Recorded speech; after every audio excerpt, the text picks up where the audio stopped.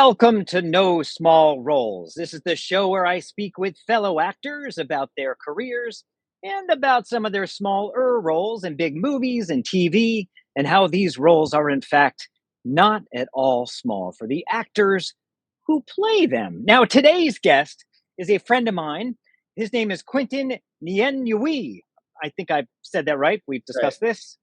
Now, Quentin, you are one of the kindest, I would say, most sensitive, multi-talented, crazy, busy, unlike most of us, up and comers in the business. You're a playwright, you're an actor, you're a physical body trainer person, you're a model. I don't know if I said that, but you are just a crazy, busy, talented, smart guy. And I'm honored to have you on the show. So welcome. Well, thank you, Ian. That's so kind. Yeah, and I mean every word. Now, people, as you are an up and comer, you have still a ton more credits to build in your career, but people know you from some pretty big shows like Bull, The End Game, The Rookie, SWAT, or is that SWAT? People, Swap works. we'll call it SWAT. Right. Law and Order SVU, Queens of the Dead, Alien Hearts. You've done a bunch of shorts. You've done a lot of stage. And you also had a series regular in Asian BB Girl. Is that Mhm. correct? Yes. Which Yeah. will, I know that was a bit of a heartbreaker. If you're cool with Yeah. that, we'll talk about that down the road Of course. in the show. But welcome to the show. Thank you for having me. Thank you. Now, I think great research. I think Queens of the Dead is they falsely credited me, but I did what? book that role. They gave it to someone else because I had a conflict. But thank you for bringing that. As long as they are paying the other guy, that's all that matters. Yeah, I think they are. You deserve the credit because I think you're way better than that other guy. Yeah. Okay. Yeah, no offense, other guy. No offense. Now, Mm. I have I don't know if you watched the episode of this, but this first question I have, it generally hits people pretty hard, usually ends in immediate tears. But do you prefer grilled cheese with or without tomato? Oh, with tomato, 100%. Okay. Wow, With that was a tomato. good clear. See, that is you, Quentin. You are very clear and concise. You know what you like in life. Thanks, Ian. I'm proud of you. Thank you. Okay. So again, I've talked about you being a personal trainer. Mhm. You're not the wimpiest guy I know. You could beat me up in under 29 seconds. No, So never. why would someone who can really just beat up anyone be an actor? That's the question. That's the eternal Yeah. question. Why be an actor? Well, I started out as an actor before I started competing in bodybuilding and before I became a personal trainer. Oh, you competed in bodybuilding? I did. I competed in bodybuilding. Okay, we'll come to that in a second. We'll come to Okay, that I didn't in a know that. second. I don't I did. prepping for this. I realized I don't know a whole lot about you. I know. That's a mystery.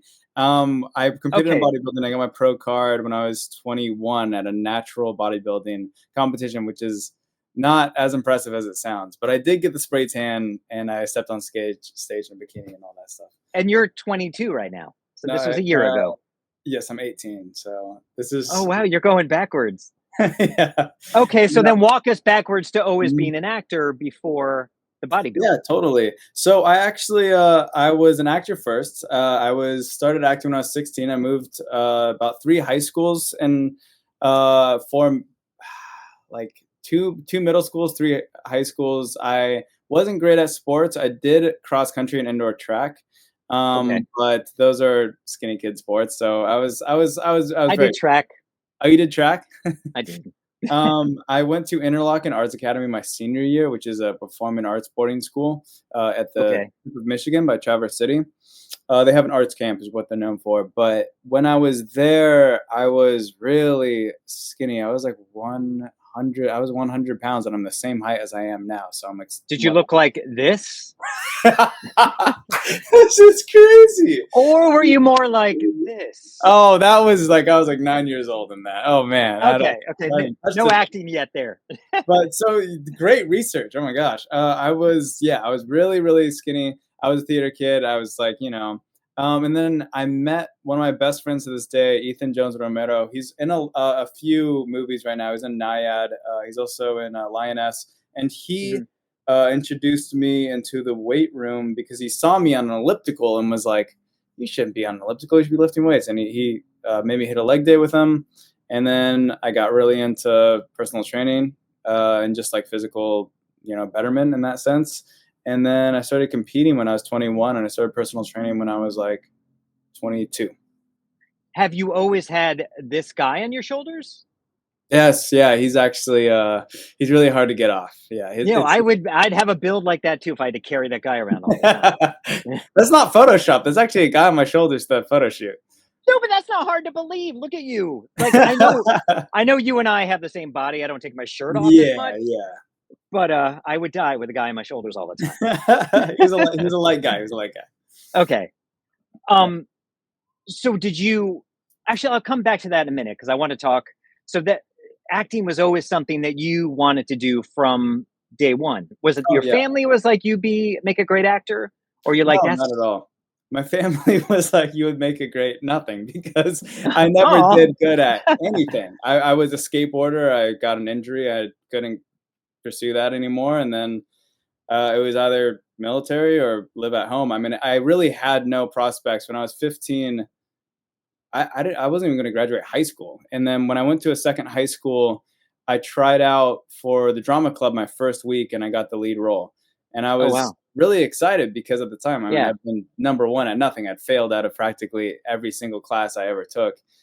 So when I got on stage, I just felt really at home. I felt really good. I Yeah. felt really motivated, and then that motivated me to get better grades. That motivated me to go to college. So my parents were just like, "Great, you do that You if that's found a what you." focus. Yes, yes, Okay.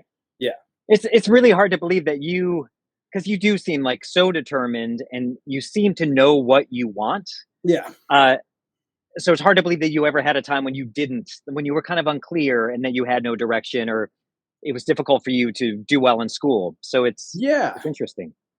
Yeah, I mean, I don't want to talk for everyone, but I feel like acting, a few actors can relate to that, where you satellite a few different hobbies. You're not really great at anything, but the minute you get into Sure. drama club or something, all of a sudden you feel like, oh, I'm a puzzle piece. I found my like place.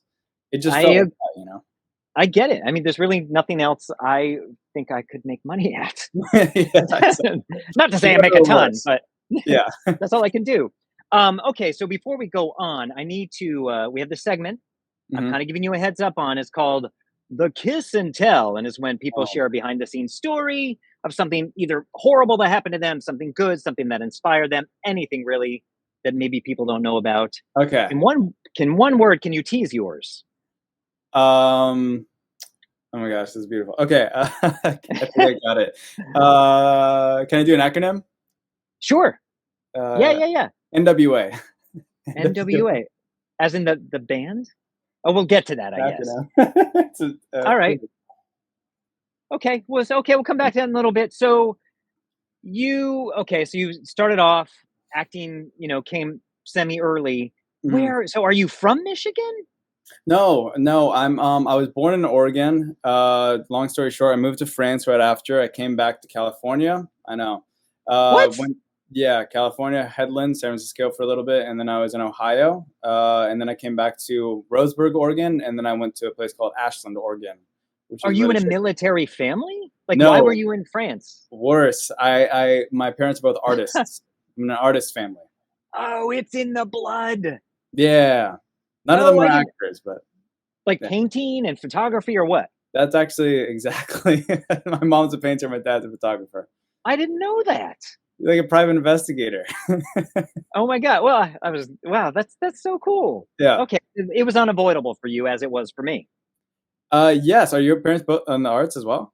Yeah, my dad, an actor who I don't really know him, and my Uh, mom was always directing theater and a journalist and stuff like that. So oh, yeah, okay. So it's in the blood as well.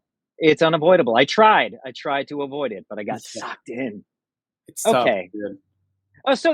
So when you did discover that acting was maybe a thing for you, I'm sure they were like, okay, cool, he has direction. Mhm. Maybe the arts is not the most predictable avenue, but as Yeah. long as he has some passion, that's going to help pull him forward. Yeah, they were very excited. I mean, they were incredibly encouraging. about the arts path, you know. I think they actually probably would have been a little bit more mad had I chosen like finance or like I don't know, Same Bitcoin, here. whatever people do. Yeah. Yeah, if I had done that too, my mom would be like, "What's wrong with you? Yeah, exactly. Send him off the military camp."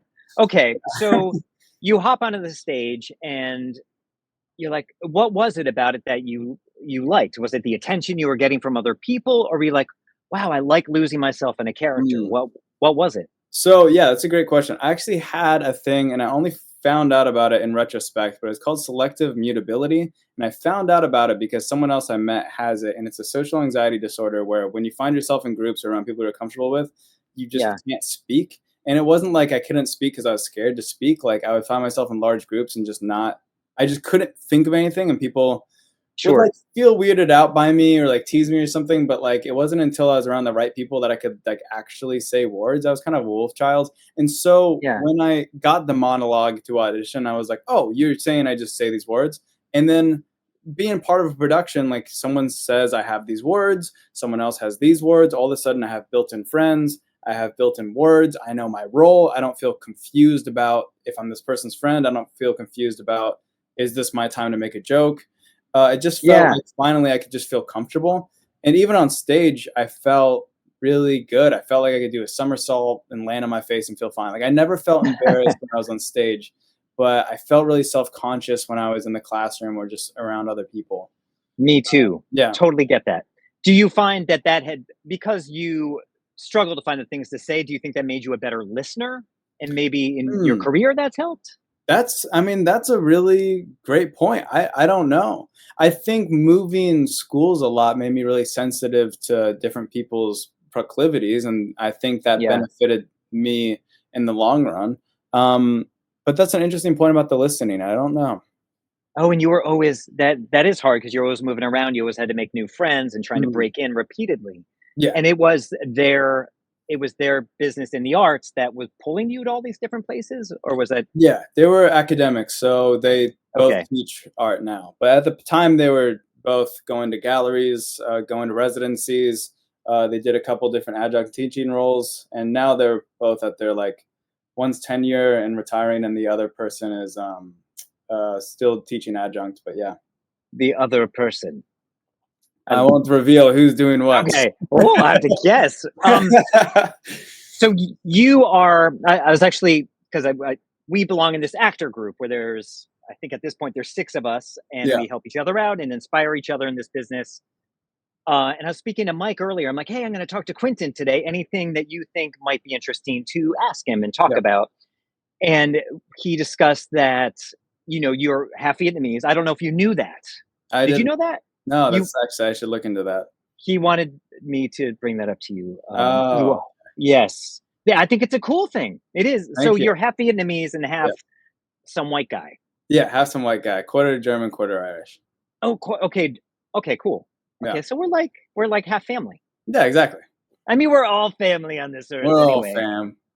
So what was that? Because Mike said that maybe, and not to out Mike on this, but that maybe struggling with identity was a part of what Mm, has molded you over time. Is that something that has been a part of you?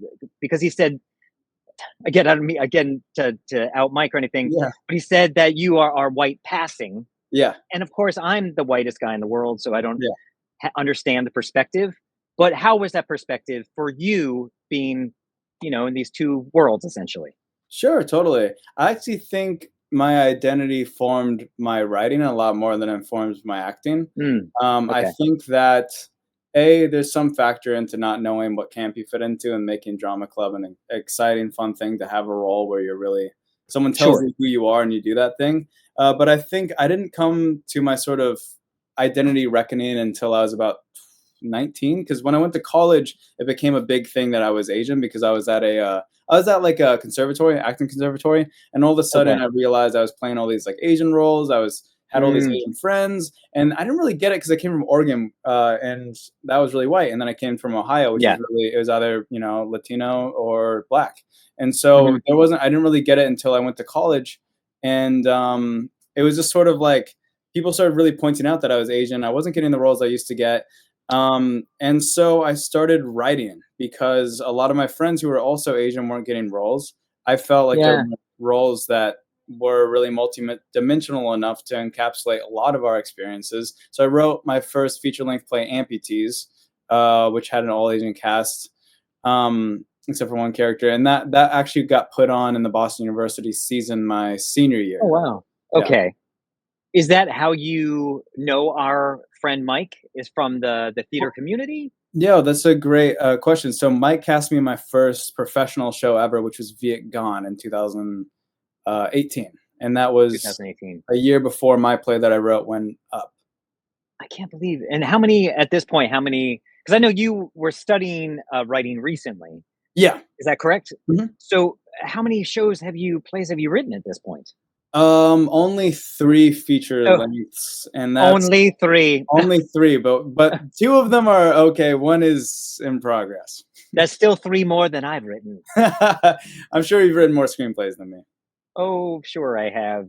Are you strictly interested in writing for stage, or are you interested in writing for film and TV as well? I'm interested in writing for film and TV right now. I'm looking at a few opportunities, and I'm actually thinking of developing a web series this summer, by the end of summer. And would you say that film and TV, writing the web series and stuff, that is more interesting to you than writing for the stage I at this think point? right now the stage feels theater will always be a thing. I think right Yeah, now theater is at a time where I feel weary about contributing to it, but that's a whole different topic. Yeah. and as far as acting, between stage and film and TV, do you have a preference? I love stage. I mean, I just did a show at the Signature, another shot, for that had a I 3-month run. I saw you in that. Thank you very much. Thank you, That Ian. was very good. You were great in it, Thank you. for real. And so I loved doing that. I want to focus on film and TV right now, but if I was cast in a play, I would, be elated. It's such a fun experience. Okay. Yeah. Um, do you find the writing is is it a way of, I know it's an interest in its own, but Mhm. is it a way to take control of your career and have a little more say over the kinds of roles you get, or is it just a completely separate thing?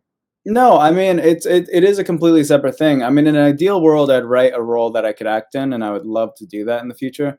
I Yeah, think it just scratches a creative itch. I think that we both inhabit worlds for a certain set amounts of times. If it's a play, you inhabit it for 12 weeks. If it's a movie, you inhabit it for a few days or whatever. But yeah, then there's a certain part of me that wants to build those worlds for people to live in and create completely new things.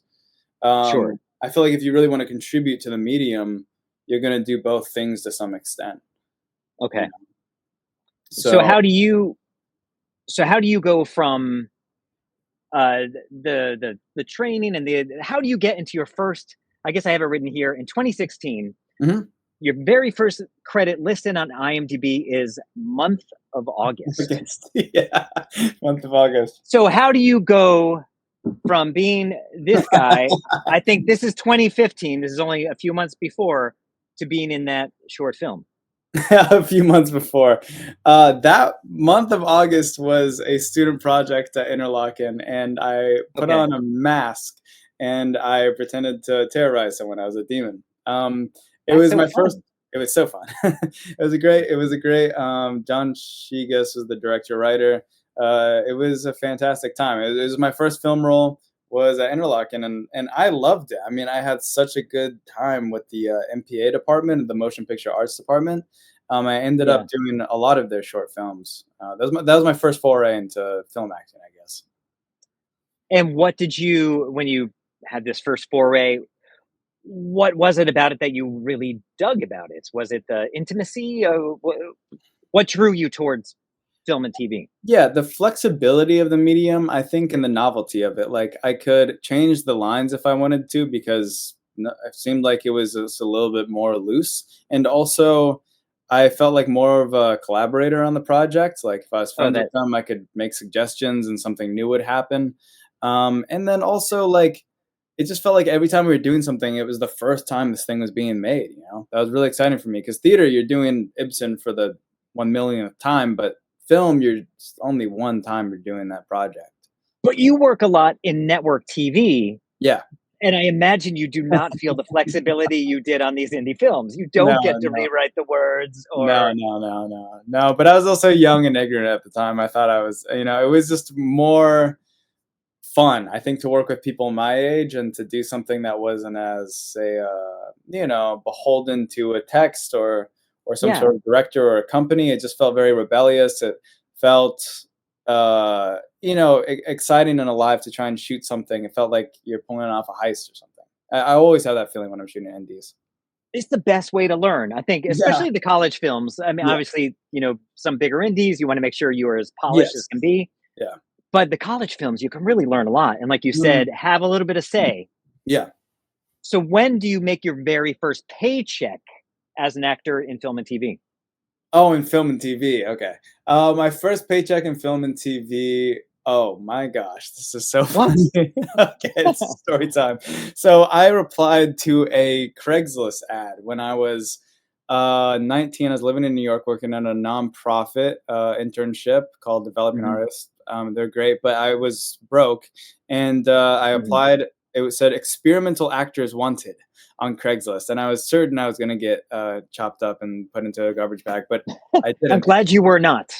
Me too. And Whew, they sent me a Zoom link, the very first Zoom link I ever clicked on in 2019, to do improv for an interactive commercial where we went in person and we did a soundproof window testing. I held a boombox and played it really okay. loud.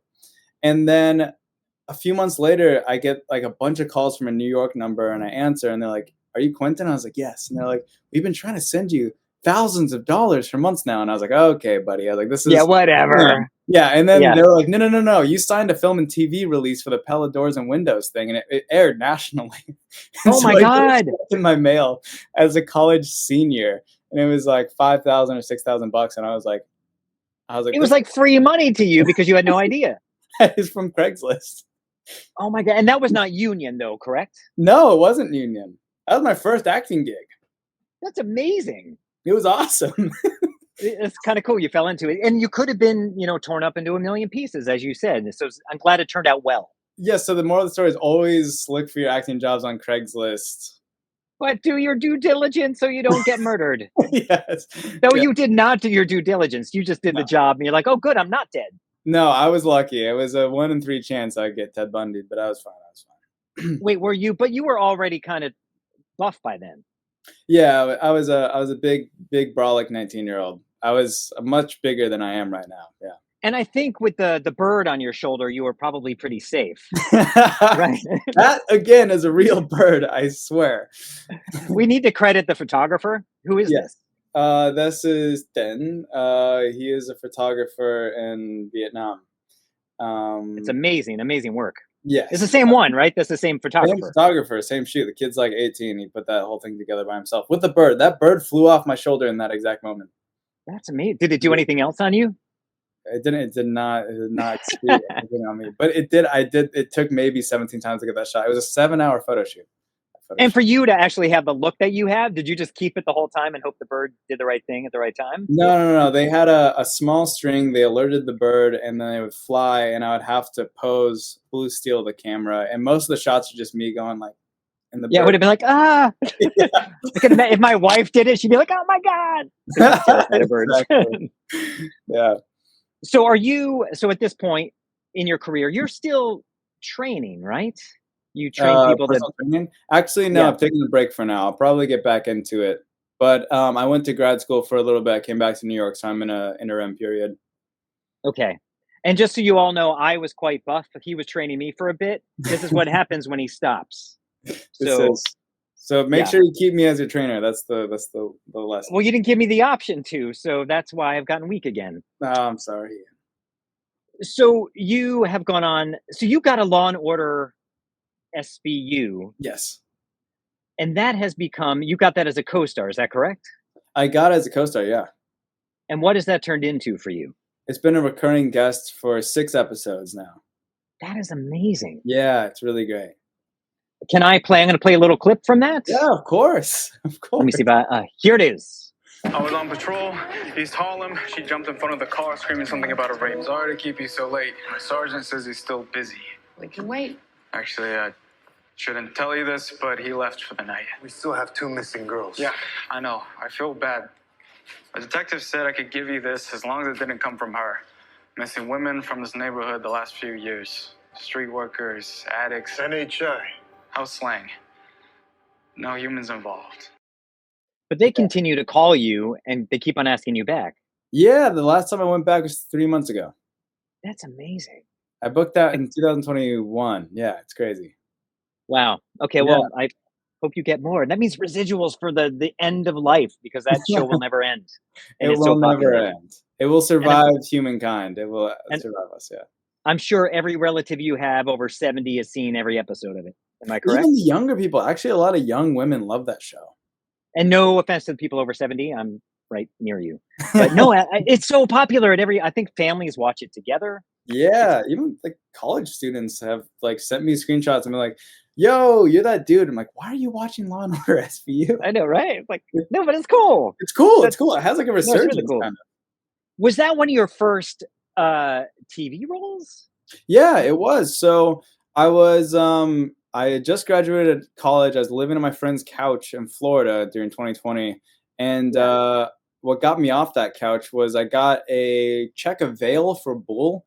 And so I flew from Florida on a Spirit flight with a backpack to my friend's other couch where I shot Bull for one day. And then my friend was like, I was like, okay, I'm going to go back down to Florida. And he's like, why don't you just stay on my couch for a little bit and see what happens? And then I booked Law and Order, and that was my second job.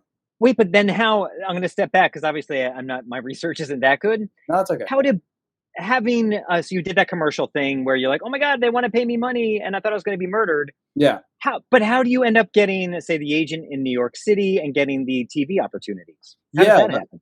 I was fortunate enough to go to conservatory as BU. It was a BFA program at the time. I don't know if it still is. We had a showcase, and I was fortunate because my showcase was March 8th, 2020. And obviously, we know what happened March 15th was the in place. So I went on stage, I performed, I got a few meetings, and I met with Entertainment Lab, my manager Matt Ilkchuk, and then I met with a few other people. They left back. No. I was in Park Slope at the time that we had the shelter in place. They didn't follow up. And then 4 months later, when I was living in Florida, I actually followed up with them and was like, hey, like, I know that you're not signing anyone right now, but can you like pocket me for a year? And they were gracious enough to like see how I did. And then they signed me a year later. Oh my, I guess I should have known. You are young. Yeah. But I didn't realize how recent all this happened for you. Yeah. Was Jan Eggleston one of your professors at BU? No, I don't know who that is. I have Paula, Okay, LinkedIn, some other people. I think he was like a film teacher, but they do a class where he invites actors in so they can teach directors how to deal with actors. I guess that's what he did. Oh, awesome. Okay, so you got the Bull, and then it led to the SVU, but I'm going to play the Bull clip real fast. Yes. Very, very quick. You're talking to my sister? She's just collecting for charity. I told her we have no money. I need you to go. Yeah, you got it. Bye, Vanessa. Were there a lot of auditions coming in before this? Like, had you done a bunch? Okay. That was probably my 50th that year. Oh, wow. Yeah. And it was right before my year was up with the label that was pocketing me. So I would like to think they would have kept me, but I'm very glad. I think they would have. They would have kept you. Come on. But I booked that after a year after I got signed. And what's really interesting about that story is I filmed that with my dad randomly. So I was in Florida, but then I stopped by Ohio to say hi to my dad because he had come back from Vietnam. Whole long story. And I got that audition, and same day I shot it in a hallway with no lighting. I wish I had the audition clip from it. And my dad was reading for the other part, which is so funny. It's supposed to be my sister. And and then I got a check of veil, and then I flew out and shot it. But I was really lucky because Yamila, who plays my little sister, I think is half Asian. So this goes to show like how you kind of got to win a lottery sometimes to like get your first speaking role. Like, you never know. Well, you never know. I mean, I think we're talking to one of our friends in the group the other day, and they were kind of beating themselves up a little bit as to why they didn't get a role, and you Yeah. just never know all the different factors that come into play. No. And in this, I think for you, it was that she was half Asian. I think Yeah. maybe the fact that you filmed it in a dark hallway, that Yeah. it led to the mood of the scene. And the day before, I had shaved my head. You always play these tough guys too. I know. These kind of rough, like street kids, which Yeah. is that's not you at Not all. me at all. Even though people call you Q, which I just learned. Oh, you just learned that? Yeah, I was helping you on a self tape, and your friend said, "Hey, Q." I'm like, "What? Yeah. Do I get to call you Q now?" Yes, you can call me Q. Of course, you can call me Q. Thanks, Q. Do you prefer Q? Q, Quentin Tarantino, whatever floats your boat. All right, I'm gonna try Q for a little bit. Okay, I like that. So then you start getting this. How soon did the Law and Order SVU turn into a recurring? Like, how soon after were they like, oh, we'd like you back for another one? Yeah, so good question. I did the first one, and then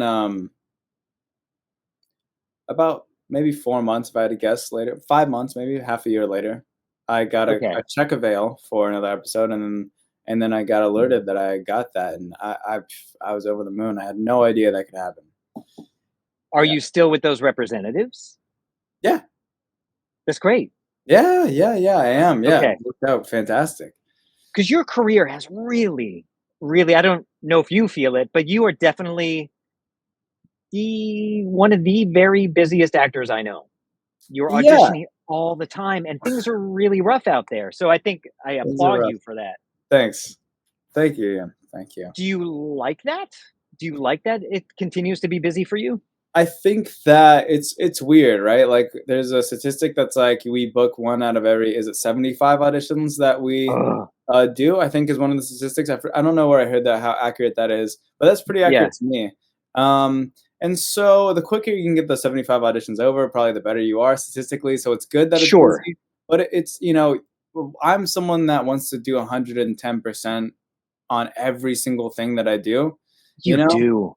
And so it just it can be heartbreaking when you get put on pens and check avails and callbacks, and you do like maybe 70 and you just feel like you're so close, and then another year goes by, and then another year goes by, and you're like, man, like, it does get a little challenging, but I think that that's why this industry is tough. Like, either love it or leave it. I think that's just part of the gig at this point. But your opportunities have gotten really big, which I think makes that pool and that competition, not to say between actors there's a competition, but it makes it much more difficult to book those roles because you're working at such a high level.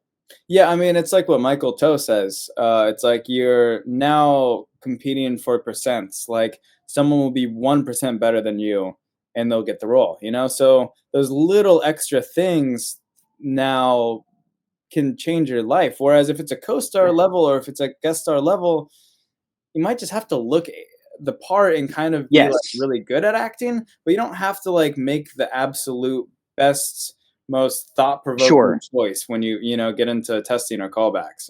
But would you say, because you were saying that Mike says it's someone being 1% better, you think that is more based on performance, or do you think it's on image? Because I know that's one discussion that we have in the group. Yeah, I think image adds into it, but I actually don't think that image adds into it that much. I think that casting directors are pretty smart. Like, I think casting directors are really good at their jobs, because anytime I've seen a role that I didn't get on TV, I usually am like, oh, this is good. This is a good actor.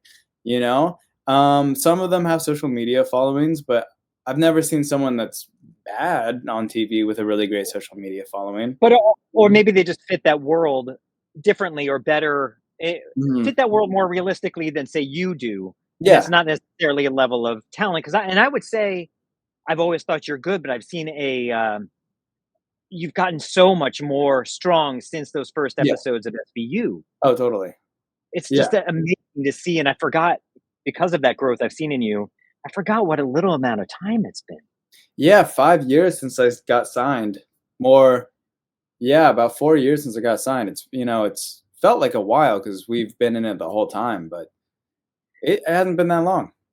So you have auditioned at this point for quite a few, I would say, series regular opportunities, certainly recurring guest stars. Yes. Can we talk about the unless this is your kiss and tell, but can we talk about the Asian baby girl or baby girl? Yeah, Asian Baby Girl. Totally. I booked a series regular for a pilot for Freeform at the time, called Asian Baby Girl, and that was going to go on Hulu. It was a coming of age film about Vietnamese American women in Orange County, and I Mhm. have booked it as kind of the this Vietnamese American gangster who falls in love with the lead. My good friend Lin Kim Do was actually cast as the lead in that pilot. Yeah, yeah. And again, you're playing this tough guy. Yeah, tough guy because of the bald head. So, but can we? Do you mind if we delve a little bit deeper into that? Because I Yeah, of course. obviously being in a group, I may be privy to some information that I don't want to Yeah, reveal without you saying it. But I know for some time you didn't know if it was going to happen, yeah, so they kind of held you for yeah. some amount of time. What was that like? That roller coaster of that experience? Can you tell people exactly what did go down? Totally. So when I booked this role, it was 2021. The end of 2021, maybe the beginning of 2022. I was 24 years old. Okay. And then it was a pilot. It was expected to go because about Vietnamese American youth. It had a lot of movement in the Asian representation at that time, for especially for Mhm. network television. It was a really hyped up pilot, very big budget, really great director, and producerial team. It was really cool. I played this like race car driver, so I got to like drift a car and do all this stuff. And I didn't What? have a license at the time, so they had to like hook me up to like a rope and drift me around. Oh my Just god. so ridiculous. He has a And license now, everybody. I do have a license and a motorcycle license. So Woohoo! Be yes, careful. Helmet. I will. Okay. But I was really excited. I was totally on top of the world. My friend from New York actually had booked the opposite role, so we had a really great like kind of established chemistry between us. Yeah. And they sent us home for the summer in 2022. They're like, okay, just wait for pickup, and voila, And then we waited for 3 months, and they're like, we're going to extend it because it looks like things are bad in the industry. We waited another 3 months, and what they did is they paid us a fee so that we didn't take any other series regular roles or guest recurring roles, so that we were on hold. And it's a Um, decent fee, right? You the don't have to get yeah, specific, but the fee is half the episode rate. So they give us a wow. fee that's half the episode rate every 3 months. Okay. And then the That's great. strike happens. That's great. The strike happens. I got an agency. My agents at the time were a really good agency. They Mhm. later dissolved. But I ended up going through all of the strike, still thinking I was going to get picked up. And then 2 years later, it got Oh, dropped. wow. So it was 2 years of all of us in the cast being like, it's gonna happen. And then 2 years later, it was officially like everyone said, no, we're putting this in the trash can. You guys can Uh, go live your lives. But it was all good things. I got a new agency because of it. I became financially stable because of it. I was still yeah, working sure. full time as a personal trainer, but it was it was a challenging time too, because like from an emotional standpoint, dealing with that kind of loss and that kind of pulling out the rug under you, especially as my first Yes. big job, it simultaneously was really sad and a really bad thing to happen to me. But when I think back about it now, I'm 27 now. So when I think back, like Yeah. on 24-year-old me, if I had really launched off into that show and thought it was that easy to get out of college and book a series regular and then, make good money. Mhm. And then I think that it would have actually made me a worse actor in the long run. How do you feel looking back at when you did the pilot? How do you feel at your level of talent at that time versus now? Do you think Oh, horrible. That's horrible. I mean, not like a horrible actor, but compared to where I am now, I mean, I can't help but cringe so hard when I watch the clips of that pilot. but maybe that puts you, and I think maybe this is something you embrace as well, is that puts you in a better position. So when these opportunities, which are no, like you're an up and comer, I know everyone's going to know who you are if they don't already very Yeah. soon down the road. Oh. It'll put you in a better position for when those next huge opportunities happen with the Yeah, talent to back it up or the experience to back it up. totally. The talent, but the maturity, I think all these little Yes. heartbreaks, I think build not just character, but I think an understanding of the longitudinal game of acting, which is there will be huge spikes, there will be huge lows, but at the end of the day, it just should be a steady rise. It Yes. should just there should be growth, but it's not going to feel like growth. It's going to feel like you skyrocketed one day, and then it's going to feel like you're going to live in a dumpster in Times Square the next day, you know, and you just got to be Which like, could happen. which could happen, you know.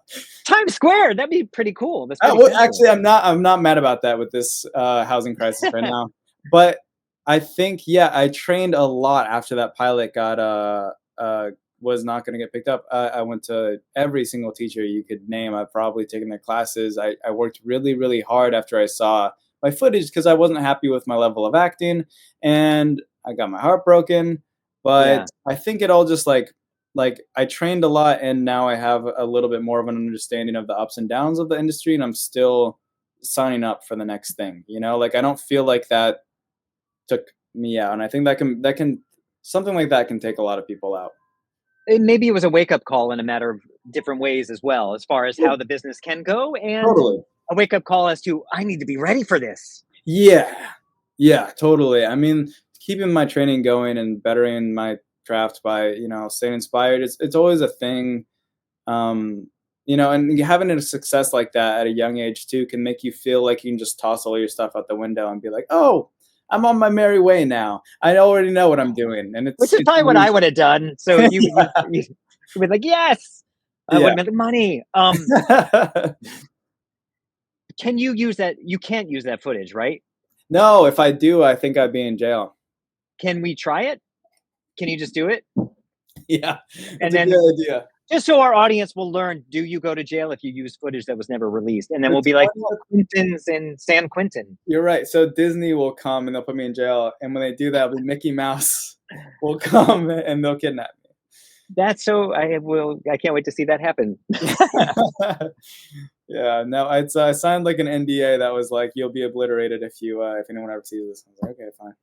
And the title is why I had trouble saying the name. It's because it's written AZNBBGRL. Girl, yeah, it's supposed to be written as if it's on a license plate. Oh, kind of like that Nosferatu show. I Did you don't know know. I about haven't that? seen it. Yeah, it was written like a license plate. It was Oh, like on, I cool. forget what it was on, like Peacock or something. Oh, But nice. yeah, I think it got canceled. It happens, as you know. Can happen to the best of us.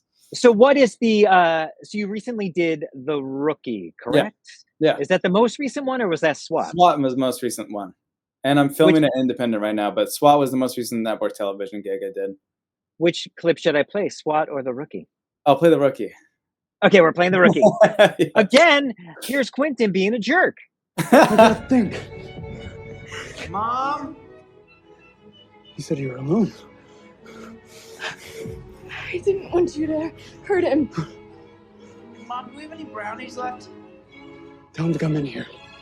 Honey, come see me in the living room. I'm kind of busy right now. Mom, why are these cop cars outside? Don't move.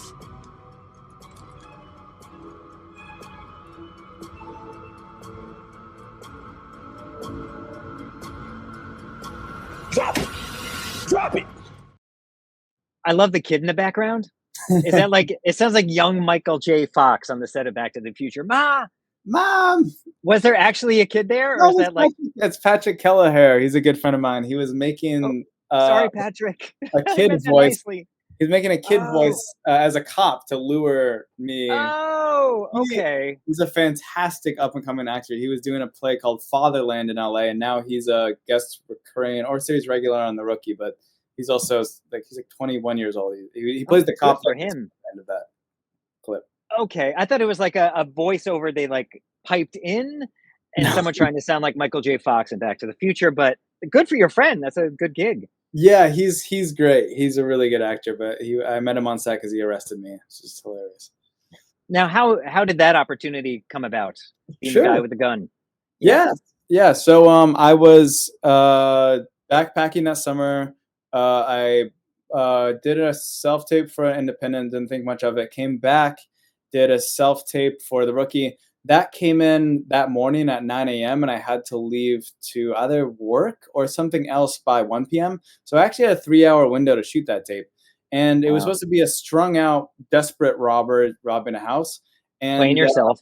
Yeah. like myself. And so there's some distance between me and the character. So I this is a little dirty secret. I got dirt from a potted plant. I rubbed it all over my face. I took a lipstick and I put it under my eyes and rubbed it so it looked tired. And Yeah. then I turned off my air conditioner, so I started sweating a lot. Oh, I that's did great. yeah, I did like 30 jumping jacks, and then me and my roommate filmed it maybe twice. We sent the 2 takes, and I was like, "I look strung out." She's like, "You look strung out," and I got a check avail for that, and then I booked that, and then when I was shooting it, I booked it local hire. So I went to fly myself out the day that I got the role. I flew myself out, so I bought a Spirit flight that night, and and then the independent movie got back to me and said they booked me for the same weekend, which is such a heartbreak because Oh, was that the zombie? House The Queens of zombie. the Dead. Oh, yes, that's right. That sounded so cool. It was so cool. I was the first person to die in that zombie movie. But then I got a text. I was like, "You can do it this weekend, right?" And I was like, "I'm on a plane Oh, to go that's shoot my it." dream, is to die in a zombie movie. I It's still know. yours too. I know. I Oh, was an influencer that gets killed. I don't want to spoil that movie, but it was but hmm? do you regret that you booked this?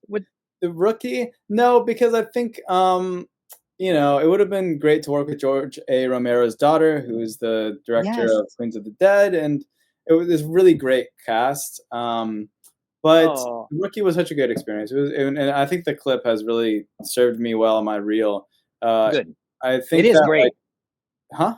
It is great. It's a good clip, I think, and I Yeah. think it made me get the SWAT role a lot easier, which is the role after that, about a few months after that came out. Yeah. Okay. And I mean, I could play that. It's kind of, It's up to you. It's up to you. well, maybe I'll add it in post because it's Yeah. a bit longer. Yeah. And I believe you said there was some stunts on there, and it was a bit rougher than you expected. I got tackled by Shamar Moore, and it hurt because he's huge. He's a huge guy. He's like a freaking buffalo. But you had a double. You had like a stunt double, didn't I you? did. My good friend Joe Daru, who was my stunt double on The Rookie, was called back from The Rookie to stunt double me on SWAT because he had my dang wig. He had my wig, funny. so they're like, "Can you bring the wig on the set? We got Quentin coming You'll in." save us money. Yeah, and he was so nice about teaching me how to fall. Yeah. But I was still falling on cement, and I remember I got tackled by Shamar like 5 or 6 times because they had to get my reaction when I hit the wall. Yeah. And by the end of it, I was like, "I'm dizzy, man! Like this is brutal." That cast has a lot of chutzpah to do the stunts that they do. I mean, I can't imagine what that would have felt like to me, considering how you look. I would have been dead. I think I would have been dead. I would have broken. It would have evaporated as soon as Shamar Moore hit you. I would have. He's turned to dust. I don't want to keep you forever. I know, again, you have another audition to work on. Yes. Congratulations. Thank you. But I want to ask you, as we start to wrap up, as I said, you get a lot of opportunities, and obviously there's something to be grateful for, and I know you are. Yeah. But how do you juggle the opportunities versus your life? Because I know you were just telling us you were in Mexico with your girlfriend. Yeah. And opportunities were rolling in, and you took the opportunities. I can't imagine that's great for a relationship. So how do you balance that? I took the opportunities. I almost lost the girlfriend. I went to Mexico. It is a juggle. I went to Mexico last week. The most typical actor story. I'm like, okay, things are pretty slow. I'm going to go to Mexico City and Mex, and then I'll go to Puerto Escondido after. And as soon as I land, I got 3 auditions on Monday. That's how it happens. I know, right? That's how it happens. Mhm. And I'm like, okay.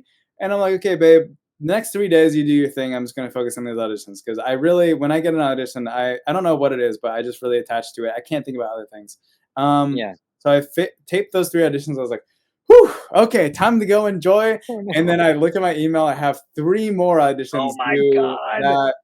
next Tuesday. And I was like, okay, I was just like, at this point, I was like, babe, you just do your thing. So I did those 3 other auditions, and she understands. She's really supportive. Is she an actor as well? No, she's in corporate, but Okay. I think it's important to me to be with someone that kind of understands that it's a really weird and erratic field that we're in. It has some great perks, but one of the weird things is that we're going to have to work at odd hours, and that's just that's just the gig, I mean, what is it? Auditioning is the work, and then acting is the reward. For sure. Our job is to audition. So I just try to think about it like that. some people work in finance and they leave the house at 6 a.m. and they come back at 11 p.m. and they only hang out with their partner for 2 hours every Saturday night. So like I think with actors, it's like, I can Yeah. deal with it if I put it in perspective. I find it for myself when I travel, because I just went to Europe. I'm completely booked out.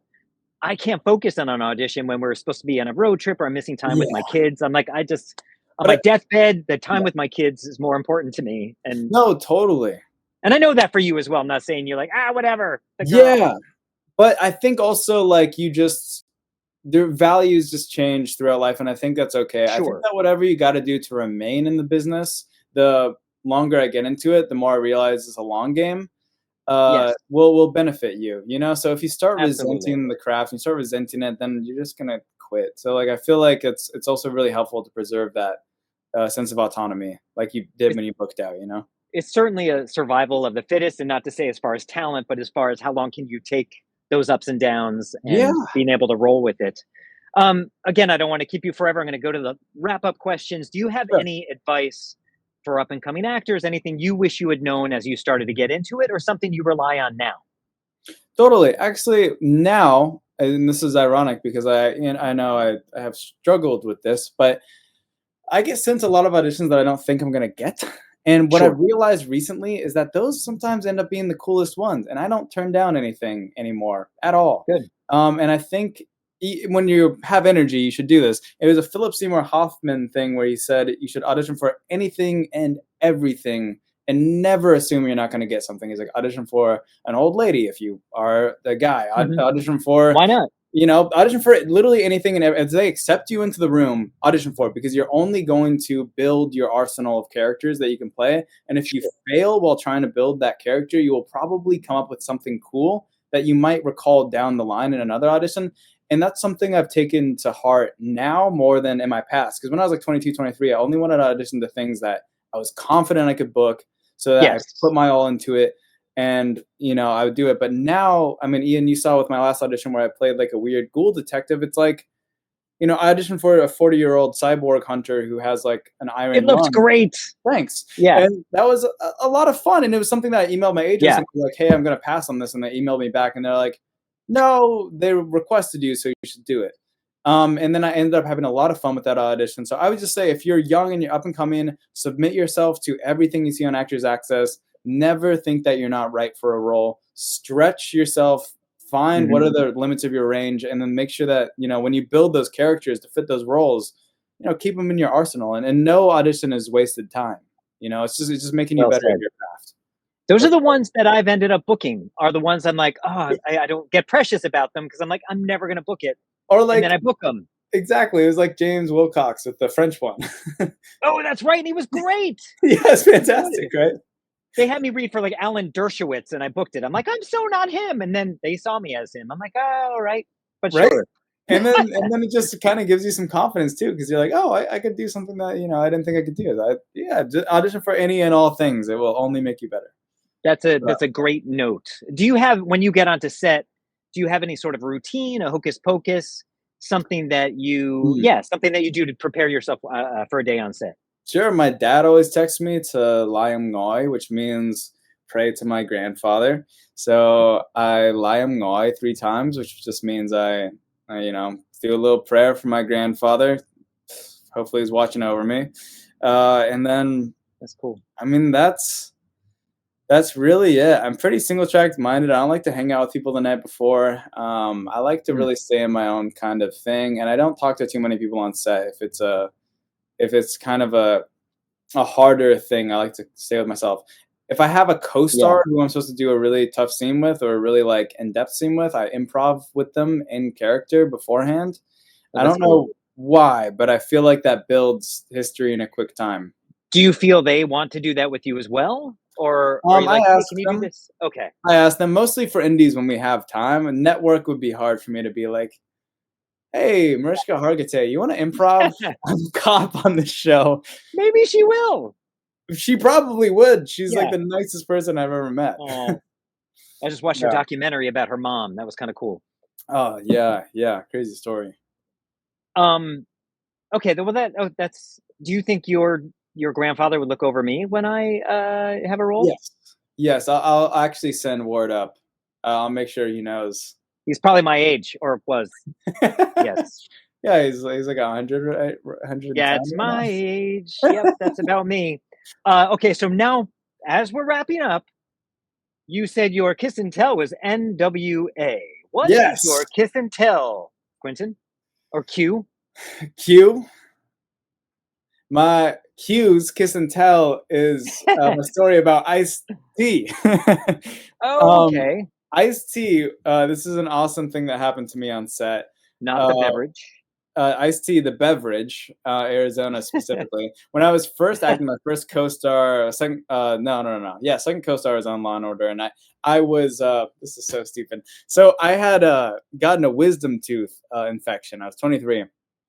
And Okay. I woke up the night before I was supposed to shoot Law and Order, and my whole face had swollen up, and I couldn't speak, and Oh, there's a saliva dripping down my mouth. oh And my I called God. my mom, and I was like, "Mom, I'm supposed to be on TV tomorrow. I don't know what to do."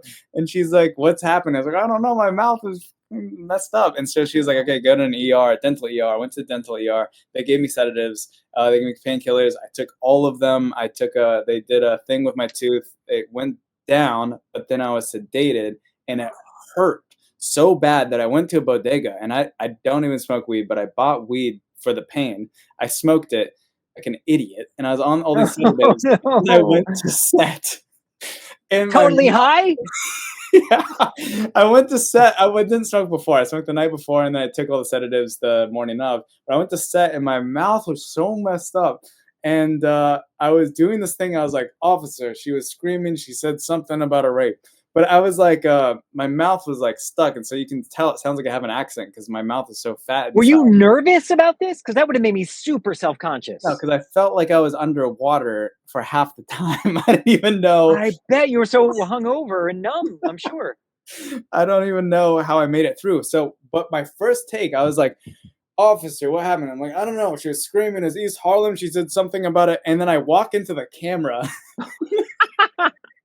I walk into the camera, No. goes boom, and I'm like, and then I turn around, and everyone starts laughing. Mariska, Kelly Gadish, Ice-T, Octavio Pisano, they're all laughing like, "Quentin, what are you doing?" And I was like, "I don't know." And they're like, "There's marks," and I was like, "What's a mark?" And they're like, Oh no. and then Wait, did you really not know yet? I Which is didn't know what a possible. mark was. I was like, "What?" Okay, that's fair. I You're was assuming. young. Yeah, I was young, and Bull didn't have a mark because I stood in one place. So I was like, what's happening?" And then Kelly Gadish took me over into the corner, and she was laughing, and she was like, "I'm one of my first guest stars on this show." Ice-T didn't talk to me directly at the time. She was like, "Ice-T, I didn't know what a mark was." She was like, "I come out of Indiana studying, and I couldn't find my mark."